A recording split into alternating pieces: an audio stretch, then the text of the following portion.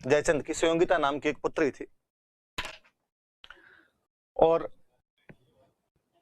ऐसा कहा जाता है कि संयोगिता पृथ्वीराज चौहान को प्यार करती थी। वह पृथ्वीराज चौहान पर फिदा थी और उससे शादी करना चाहती थी। जब ही उसके पिता जयचंद को यह बात पता चली तो कोई पिता इस बात को तो कैसे स्वीकार कर पाए कि उसकी पुत्री उसके दुश्मन से प्यार करती है। पर ऐसे में क्या किया जाए? पता चल जाए कि भाई वो अड़ी हुई कि मैं पृथ्वीराज से शादी करूंगा। गांव में घरों में हम इधर उधर आसपास में जब देखते हैं कि ऐसा कोई मैटर आता तो घर वालों को लगता है फटाफट और की शादी कर दो। पर उस समय राजकुमारियों की यूं शादियां होती नहीं, कहते सममवर रचे जाते थे। तो राजा जयचंद ने एक सममवर का आयोजन किया। स्वयं खुद वर पति का चुनाव करेगी। भारत के तमाम राजकुमारों को पीले चावल भेजे गए कि अपने रिज्यूम के साथ में हाजिर हो।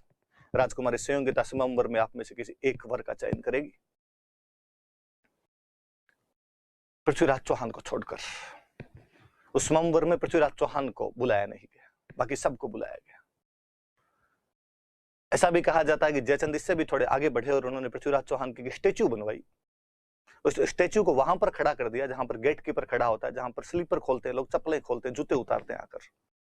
इसके माध्यम से जयचंद ये संकेत देना चाहते थे, सिंबल देना चाहते थे, बताना चाहते थे कि पृथ्वीराज चौहान की औकात, उसकी हैसियत केवल मेरे गेट कीपर की है, राजकुमारी से शादी की बात तो बहुत दूर की है।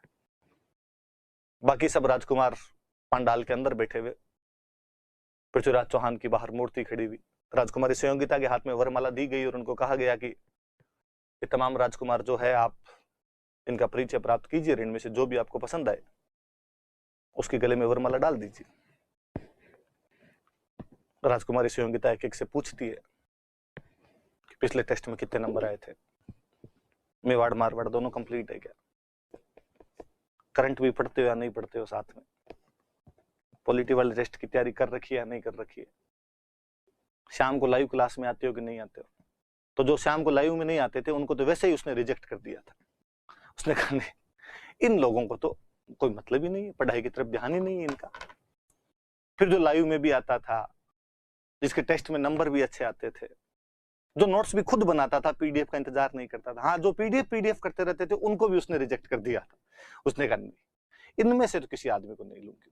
स्वावलंबन नाम की भी कोई चीज होती है और उसको कहते हैं पंडाल में कोई पसंद नहीं है। उसने कहा सब निकमे, सब में कमी है, कोई लाइव में नहीं आता होगा, कोई पीडीएफ मांगता होगा।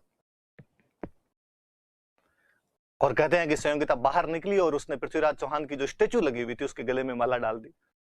आगे की कहानी कुछ यूं है कि इसी दौरान पृथ्वीराज चौहान अपनी आर्मी लिए हुए बाहर छुपा हुआ था, बाहर खड़ा था।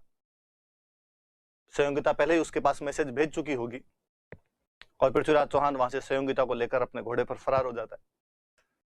जयचंद की सेना को जब पता चलता है, उसका पीछा करने की कोशिश करते हैं, तो पृथ्वीराज चौहान की सेना के खूब सारे लोग जगह जगह पर उनका मुकाबला करते हैं और अपने राजा को इतना समय देते हैं कि वो दिल्ली पहुंच जाए।